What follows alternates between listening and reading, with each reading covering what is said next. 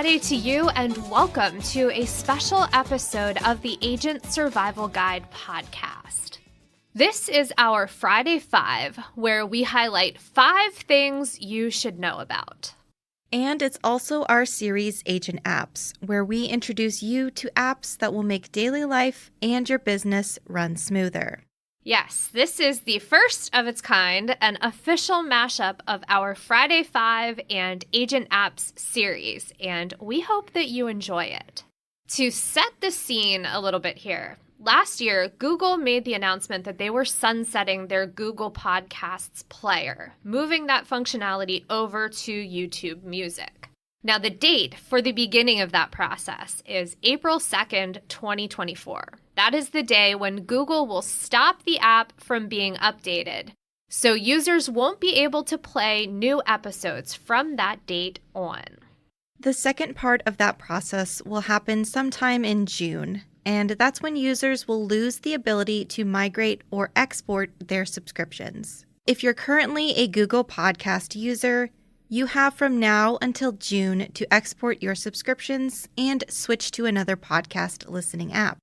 Thankfully, Google Podcasts allows for something called an OPML export, which stands for Outline Processor Markup Language, and is a file format used to exchange lists of web feeds, including podcast feeds. We and Google recommend that users export and download their OPML so you can easily upload it to your new podcast app of choice, importing all of the shows that you are currently following. Next on the list that I want to mention up front, there are 2 obvious choices to switch to that are missing from this episode: Apple Podcasts and Spotify. That was intentional. Tina and I both agreed that both of these apps have been discussed enough that they are likely already in the running as replacement options. What we wanted to do was highlight 5 apps that are accessible and have some unique features: Podcast Addict, Overcast, Podbean, Pocket Casts, and YouTube Music. The first one we're going to talk about is Podcast Addict. Now, this one is truly for those addicted to podcasts. It has so many features that I can't even talk about them all on the show today. And it's also important to remember that this is only for Android. Okay, so Podcast Addict. What was your experience with downloading this app, your initial experience with it? I will say initially this app is very robust. It has a lot of features that I think can be confusing, especially if you're not used to other podcast apps. So I thought that feature was really nice because I feel like not many apps have a list of what the icons mean, and they kind of just leave you to figure it out yourself. So I really appreciated that about it. Another really cool thing is you can choose different languages that you want to listen to podcasts in. So it's not just podcasts that are in English. They have a very long list of languages that a lot of them I have never heard of. So I thought that was really cool for people who speak multiple languages and want to listen in another language that's not English. Now, I know you've mentioned terms and conditions sometimes before in other app reviews. I feel like you focus a lot on privacy in a lot of your reviews. How was the privacy experience in Podcast Addict as far as those terms and conditions go? Compared to a lot of other apps that I have downloaded on my phone, I feel like it is non-invasive. Like I said, you can disable the analytics tracking, and most of the information they collect from you, like downloads and listening times and patterns, that's collected anonymously. Now, most apps who have features like that will say that they'll collect some information if there's a bug or a glitch, specifically so they can fix that issue and not user information for marketing. Okay, so that's interesting because I feel like I would think it's probably the case for most of them, but again, I don't typically look at the terms and conditions. I typically, just, okay, that's fine, as most of us do. And every time you mention it in any of your episodes, I think that we probably should not be doing that. Any other features that Podcast Addict had that really kind of caught your attention or that you thought were really cool? So this particular feature is definitely for those addicted. On Podcast Addict, you can set an alarm to wake up to your favorite podcast or radio. You can even have it start where you last left off in an episode. I know some apps have the sleep mode where it'll go to sleep after a certain period. This is the first app I've seen that has the opposite, it has an alarm where you can wake up to your favorite podcasts. I don't know if I particularly would use that feature, but I'm sure, Sarah, you would. I'm sure you would use it. I don't know. I don't know if that would wake me up. I mean, one of my first listens in the morning is the Hustle Daily Show, and I feel like they have a little bit of an ad before each episode actually starts with the theme music, and the theme music is very like pumping and driving. So I think that would wake me up. But I almost feel like with the soothingness of the ad before that, I'd probably kind of like, cartoon, rocket out of bed, and then maybe fall onto the floor. So anything else about Podcast Addict that you thought was interesting or different compared to some of the other apps? Just the amount of specific features like the playback option, the alarm. They also have audiobooks powered by Loyal Books, which are free public domain audiobooks that you can access on Podcast Addict or Loyal Books website. Yeah, just the sheer amount of customization with playlists, and you can sync with Google Drive and Dropbox. There's just so much in this app that I feel like I'm only scratching the surface. There are 2 paid tiers. There's the ad-free. You can do a one-time payment of $6.99 to simply remove the ad banners. And then there's premium, which removes ads, updates in real time. You can create a playlist widget. It has more app themes and a lot more. You can pay 99 cents a month or $9.99 a year. So that's really not that much in the scheme of subscriptions where you pay $9.99 like a month. Yeah, that's actually not really bad to have that at that level. Does Podcast Addict have ads? It does have banner ads on the podcast interface, but as far as audio ads, those are dependent on whether or not the podcast itself has ads before in their episode. But there's no like separate ads as far as audio ads go. Okay, so those are pretty much baked in ads that they're inside of the feed. That's kind of what when we refer to baked in ads, that's what we're talking about, that they're recorded into the feed and then that's how it's delivered, as opposed to Spotify, which does a dynamic ad placement. And I believe those cannot be skipped over, but it sounds like if Podcast Addict has those baked in ads, it sounds like you'd probably be able to skip over those. Yeah, I think most apps that do have baked in ads, you can just kind of skip over it because it's part of the MP3 file. Another thing about the OPML input, yes, it does have that. Okay. But you explained what that was earlier, that those letters OPML don't mean anything to me. Yeah, that was mostly for posterity's sake and the fact that I do try to define every little acronym and initialism that we come across here. Okay, so next up on our list, Overcast. Now, this one is kind of the opposite of Podcast Addict. This one is only available for iOS and web users. One thing I will say straight off the bat is that this is a pretty bare bones experience compared to some of the others that we're talking about here today. Now, Google Podcasts was pretty minimal, but I think even their setup was not quite this minimal. But if you like simplicity, you might like this app because of that. There are a couple neat things that I found with this one. Probably the inactive icon, which if you are a fiction podcast listener, it's kind of nice to know when a fiction series has been completed or if it's no longer updating. If it's one that typically was releasing episodes every week or every other week or something like that, that was maybe news related or topic related and it's no longer updating, you kind of know that up front that there's not going to be new episodes, or that it is that complete fiction series. This one also, since we were just talking about that OPML import, that is also featured here. I think we chose apps that do support that functionality here, but we'll have to wait until we get through all of them to be able to say that for sure. I liked that inactive icon. Another feature that this one had was something called nitpicky details in the settings menu. This is where there were a lot of customization options, so that I think if you like some of those little details, like if you want to adjust the length of time that you're seeking forward and backward, or if you want to turn on smart resume or that one-tap play, you can do that in there, but those are not settings that you're going to find by default that are turned on.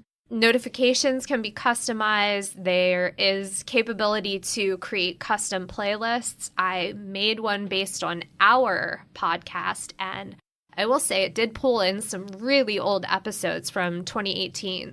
So I'm not quite sure how that feature quite works, but it was interesting to see, and nice, of course, that it does at least let you create those playlists. As far as streaming and downloads go, this one downloads episodes by default. So this is something that you do want to catch quickly, so you are not having to go in manually to delete a lot of content. You can choose to either download your episodes or stream them. I would recommend streaming them because that's going to save you data down the road. Are there any features that you wish Overcast had that it doesn't have? I think the biggest thing that I wish it had that it does not, recommendations and discoverability. So discoverability has been this long time pain point of the industry. How do we get our shows? How do we enable them to be found by users? So search experience was one of the things I kind of looked through all of these and rated as far as being able to find a selection of podcasts. That experience has gotten better, but discoverability on this particular app, there are no recommendations. There's nothing from a trending standpoint. There's nothing from a curated standpoint to kind of point you toward your next listen. And that's something that, as somebody who listens to podcasts regularly, I enjoy that. I enjoy finding new fiction experiences. So that's kind of something that I wish that it had, but also I think they probably were going for that really bare bones, simple layout, and I think that's probably why that wasn't included here. There is one feature that I will say, as it's been implemented in other apps, I think is becoming a necessity for a podcast app to have. That's something called smart resumption. And that's just when you put your podcast down, you hit pause, you hit stop. Maybe you come back to it a couple hours later, like a day later. It'll go back just a couple seconds to get you kind of back into the swing of listening. And it kind of gives you that mental marker of where you were. So I do like that. I feel like for me, that's a must-have feature. But other than that, other than the recommendations, as far as the features that this app has, I feel like there's a lot of ones that you mentioned with Podcast Addict. Let's see, shortening silence, or smart speed as they call it with this one, where you can shorten the silence in between sentences to sort of take out some of those more pregnant pauses, like if you're listening to The Daily or something that's delivering news, but also delivering it in sort of a designed, fully produced podcast sort of way, to be able to just kind of trim it down and cut down on the time. Was that something that you found in Podcast Addict too? I didn't see that specific feature. I did see you can increase the playback speed. Okay. But that was the only thing I saw when I was poking around in Podcast Addict. Yeah, that's another thing that for some people, as I've read through some of these recommendation articles and the research, that is for some, the speed adjustment, being able to increase the speed to, 1.5 speed or double speed. That is a function they absolutely cannot live without. So if that is something that is true for you, Overcast does have that. I'm not quite sure that I won't sound like a chipmunk if you do that, but, that is definitely your choice to be able to do that.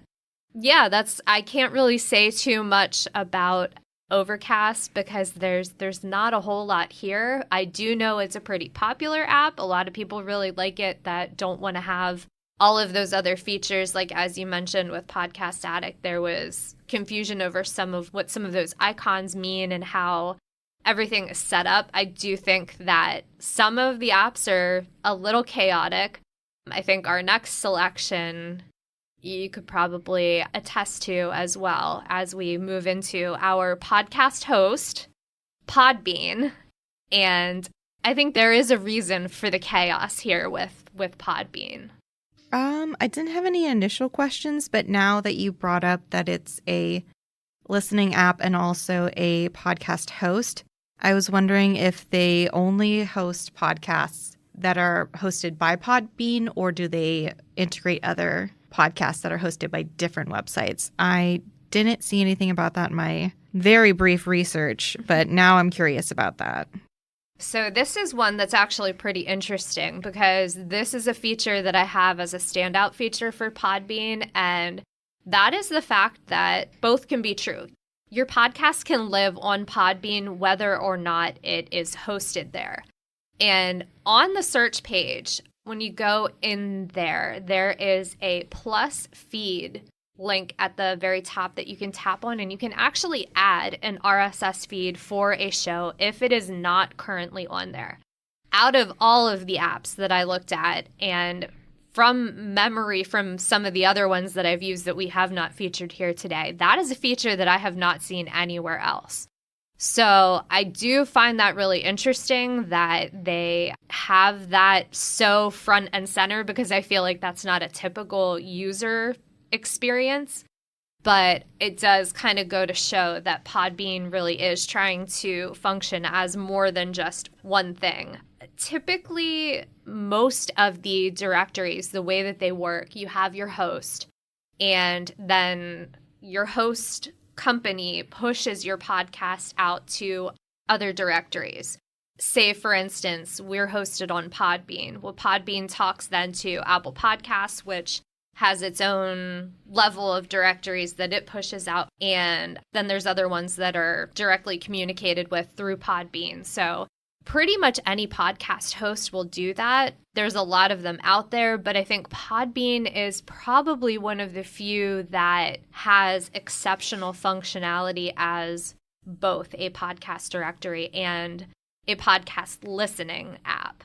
Enough so that that's why we feature it as one of the links on a lot of our social media posts, or even on our official podcast page. You'll see the little icon there that we're also on Podbean. It's a really good question. If you're not really familiar with how the podcast world works and how feed distribution works, you got an explainer on that. So yes, once again, I answered a question by including a dissertation on something else. So some of the other things on Podbean, this app, compared to some of the others, it is one of the only apps that features the ability to comment and like episodes. That is just not functionality that is built into really many other apps at all. I believe Spotify is one of the only other ones where you can like an episode. You can add your review there, or you can, add your review on Apple. But this is the only one that actually allows for comments and back and forth on an episode. So if you ever have a comment that you want to leave us on a specific episode, you can certainly do that on Podbean. But yeah, that's one thing that's very, very unique to them. They also, going back to you mentioning that sleep timer, this is one of those that has a sleep timer as well. I can't say that I have ever used that as a practice. I tend to just, I'll fall asleep with it playing, and it just plays until I maybe wake up and turn it off if it's still on, or if I get scared awake from a different podcast entirely playing than my sleep podcast. That's really fun, because then it's a game of making sure that I turn it off fast enough that nobody else hears it and gets disrupted or woken up by it either, because I do have some that I listen to that they're not really on like the horror side, but they can get a little spooky. You go to sleep listening to beautiful ethereal music, and then you wake up to a story about home invaders or something for a true crime podcast. So it's funny, I don't listen to much true crime, but as far as the fiction podcasts go, some of the ones that I listen to do feature some pretty spooky stuff. I can handle a little bit more scary content when it's just audio content and the visual has been removed, because then I don't get the jump scares and I don't get the gore. But yeah, then there's just stories that are not always, hard-hitting news stories. Does anybody want to wake up to that? No, not really. I did want to bring up, Podbean does have a premium subscription, but they also have Golden Beans, which is a way of purchasing premium podcasts or supporting shows. I haven't really seen any other podcast apps where you can directly support the show and the creators. Most of them just have the premium subscription monthly. Usually if you want to support a show, you have to go to like their website, their individual website and stuff like that. So I thought that was really, really nice for podcast creators to be able to actually receive support from listeners directly. Yeah, feel free to send us some golden beans. Yeah, some of the other ones that are pretty popular, like you said, on their own website, or you'll have the Patreon, or Ko-Fi is another one, which I don't know if it's Ko-Fi or coffee, where you literally buy the creator a cup of coffee. That's what your donation is.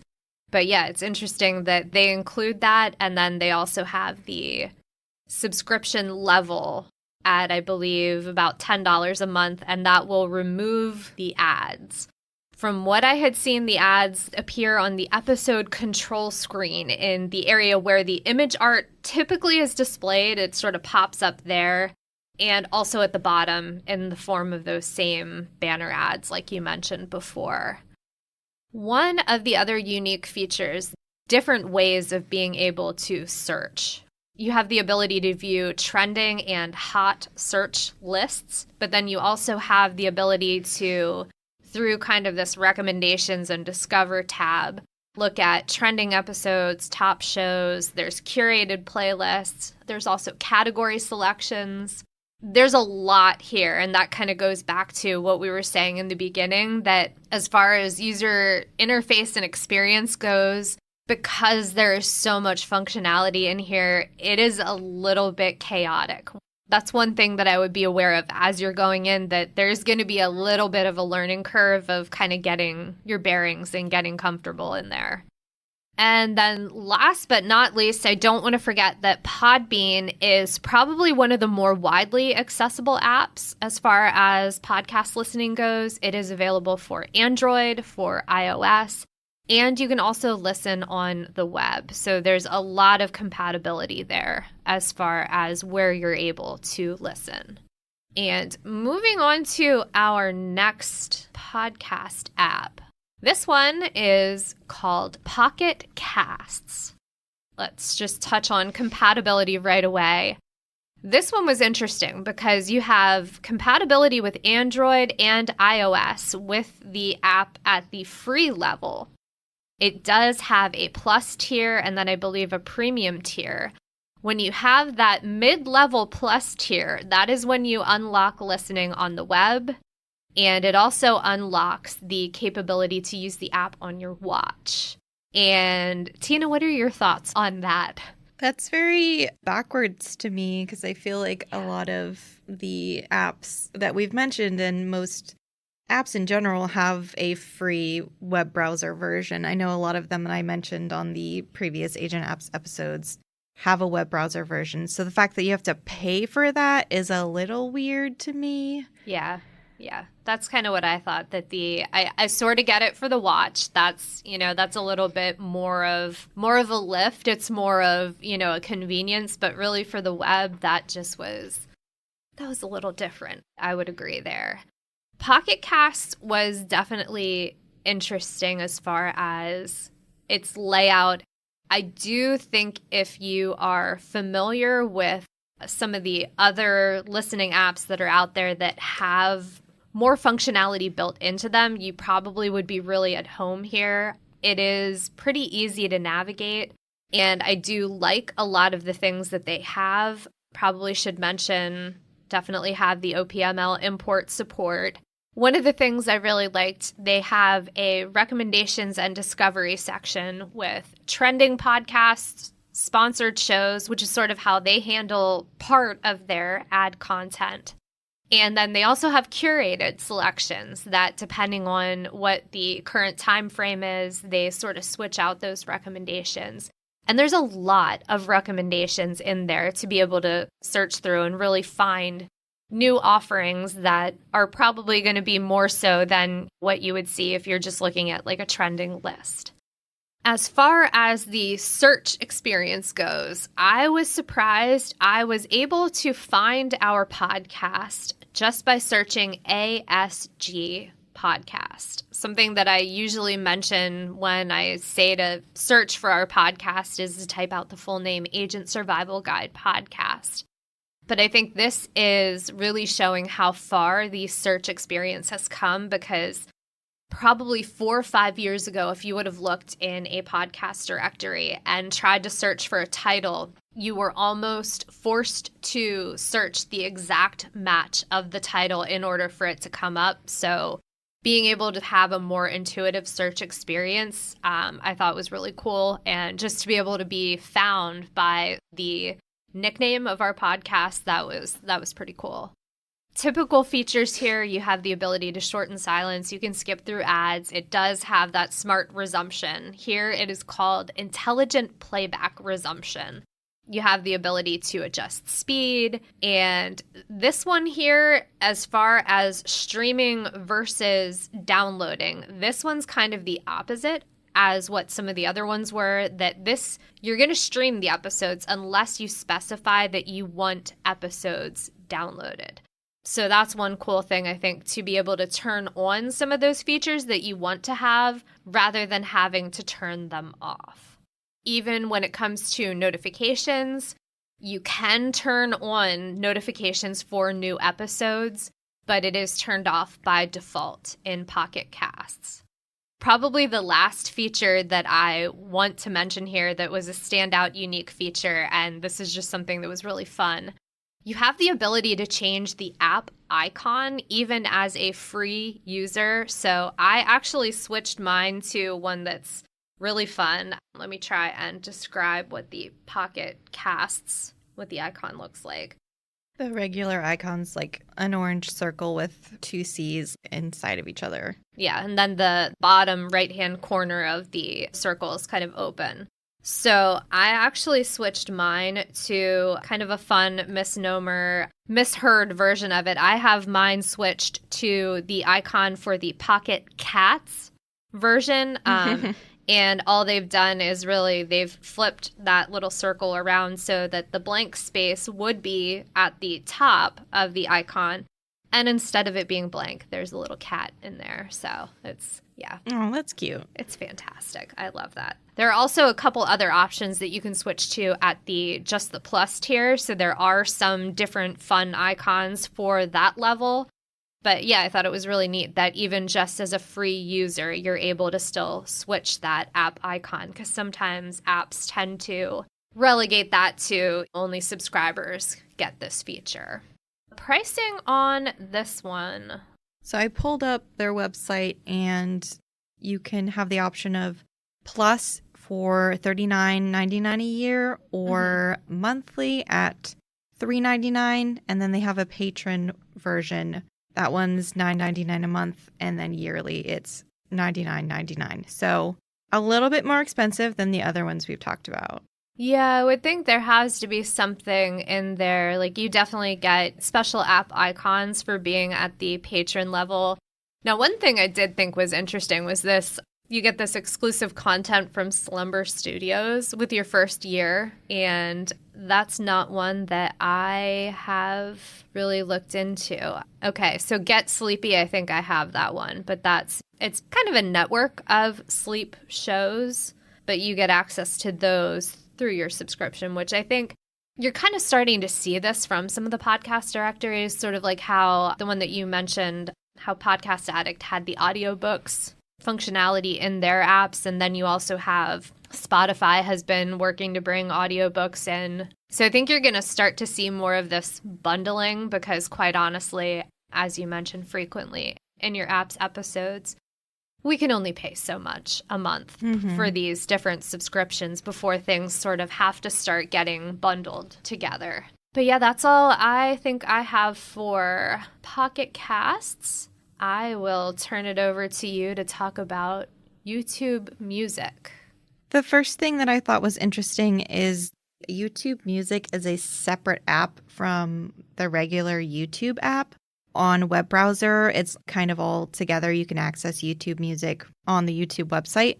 So the fact that you have to download another app was not giving a good impression to me. Yeah, I was honestly surprised when this was first announced as, this is what Google has announced as the alternative. They're suggesting people go here.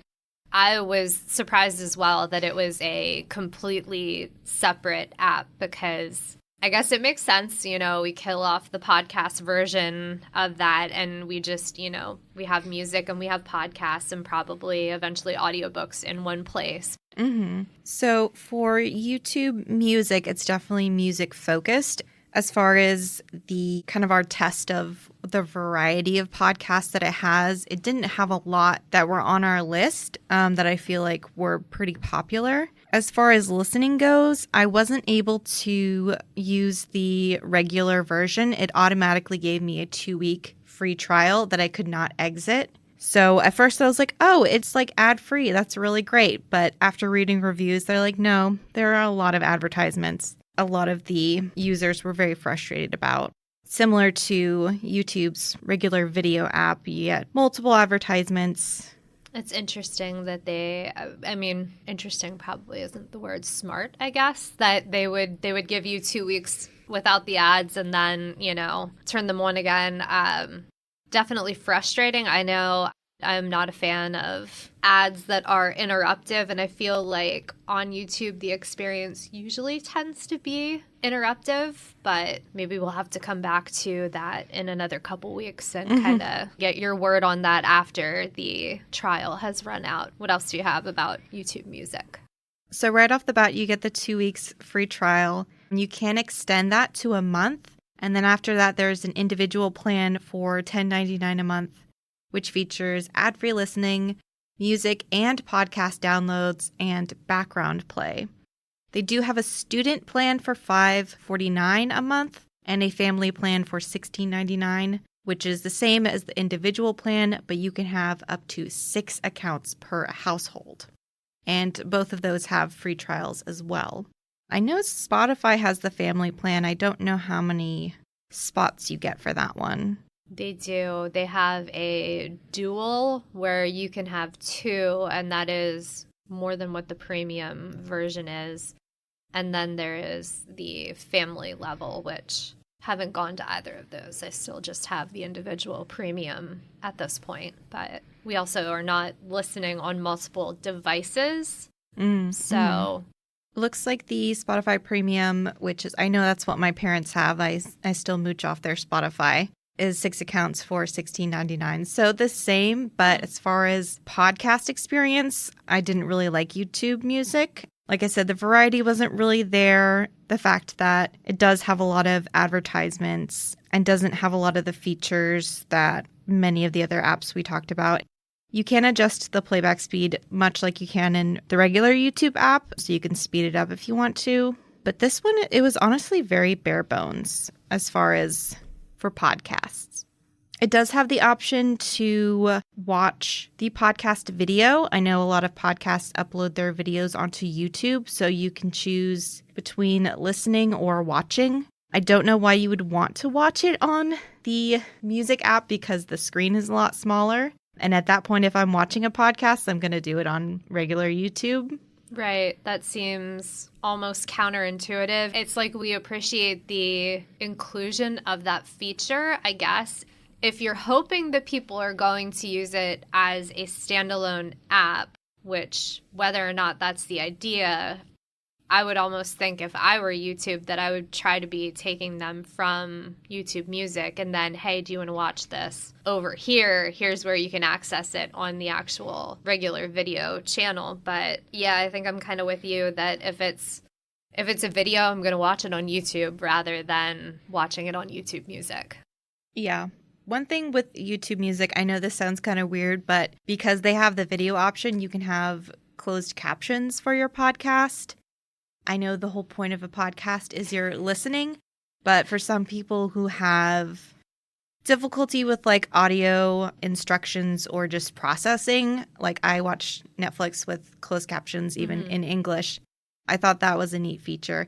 I'm not sure if it's just for the podcasts with videos or if it extends to podcasts with just audio, if they also have closed captions. I'll have to look a little more into that. But I did like that feature. Yeah, that was something that Apple just recently released with one of their most recent updates. And I have to wonder if it is in response to a lot of people who are watching TV that have watched some of these more popular shows where the dialogue is very mumbled or purposefully obfuscated to try and sort of hide or make you have to go back and watch it again. We've all kind of learned from this, and turning captions on has become something that is almost a normal for, I feel like, it's not even newer generations. I can't even say this is a Gen Z thing because I feel like it's a millennial thing too. But yeah, that's interesting that they chose to include that. I'd be curious if it's there for regular audio episodes as well. Anything else that you have to tell us about YouTube Music? Yes, there is one thing. Because I signed into YouTube Music with my Google account that's connected to my regular YouTube app, it did offer suggestions of shows that were based off my viewing from YouTube. Well, that's invasive. So, I mean, it's the same Google account. It's connected. So it suggested some podcasts that some of the YouTube channels that I follow have podcasts. So they suggested those, which I thought was neat because sometimes YouTubers, they have like a podcast. Sometimes they'll have multiple podcasts, but they don't really advertise them on their YouTube channel. So I thought that was a neat feature. Interesting. If you've got the data to do that and you're trying to make your product as sticky as it possibly can be, I mean, that is certainly one way to do it. So YouTube Music does have smart downloads if you're a premium member, but you need to reconnect to an internet source at least every 30 days to maintain your downloads. I thought that was pretty interesting. It doesn't just automatically keep them. Which I guess that's good if you're not. It's almost like them coming out and saying, hey, if you give us a try and you don't like us, after a month, we'll stop these automatic downloads and we won't bog down your device with all of this, with all of these episodes. So I guess yay for YouTube Music. If you were switching from Google Podcasts today to something else, which app would you pick based on your research and what you've heard here today?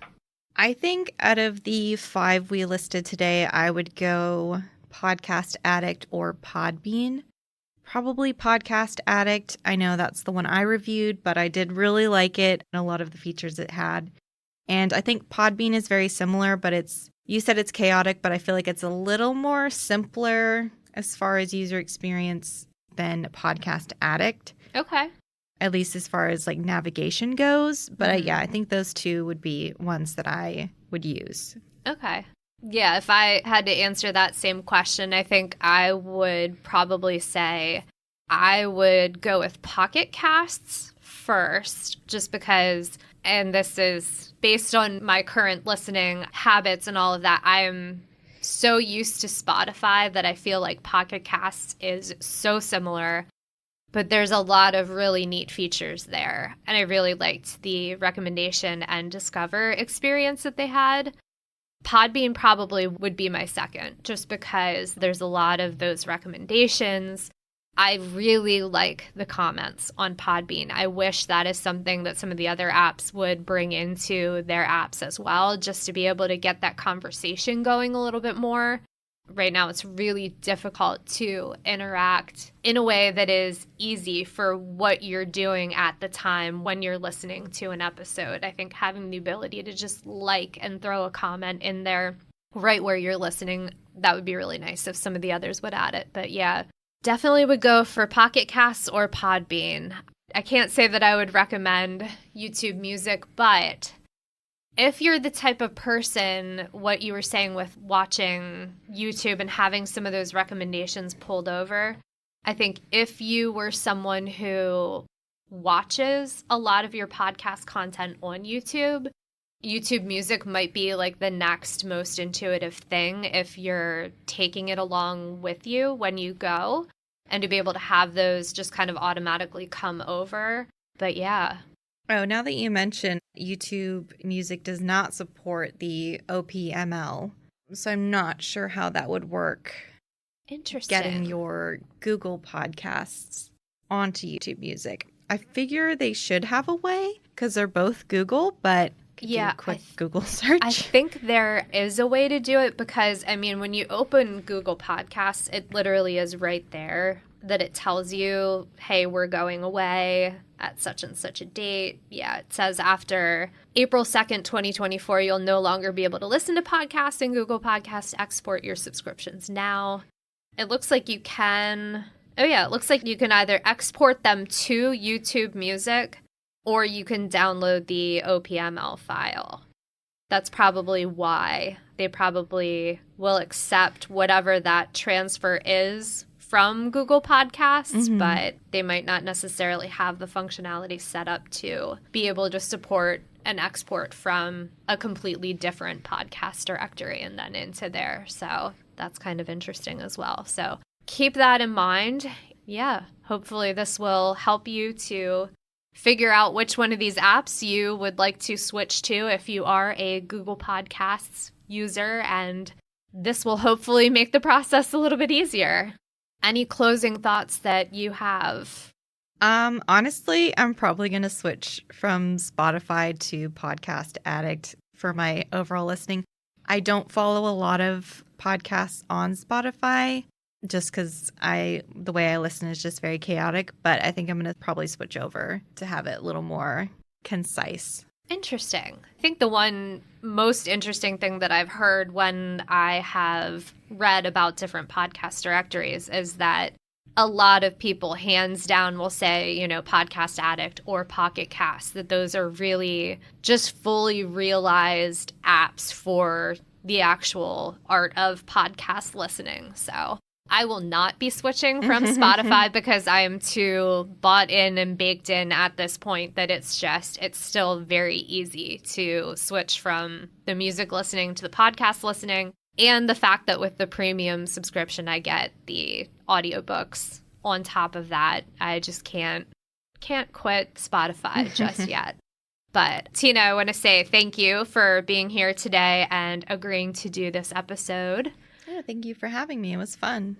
Yeah, this was a very fun kind of experimental episode. So if you guys like this episode, definitely let us know.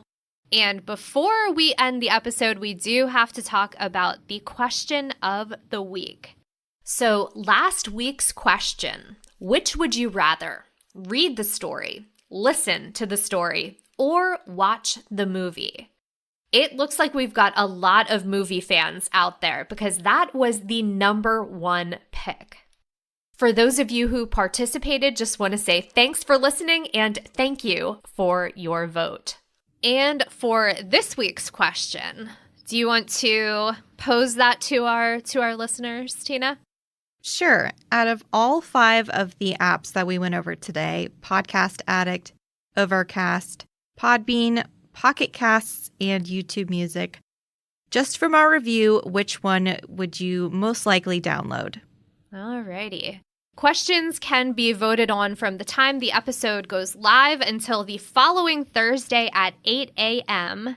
And then in our next Friday 5 episode, we will reveal the top choice of these 5 apps. And depending on how the response goes, maybe we'll give you the rankings of the other ones. Depends on how many votes we get. So make sure you get in there and vote. You can do that with the link in our episode notes. But that is all we have got for this week's episode. I hope you have a fantastic weekend. Stay healthy and stay safe out there. And we will see you next week. The Agent Survival Guide podcast is a production of Ritter Insurance Marketing, an integrity company. This episode was researched and recorded by myself and Tina Lamoureux, with production by me, Sarah Ruppel. Podcast designed by Urban Rivera. Artwork by Vivian Zhao. Follow along with us wherever you like to listen.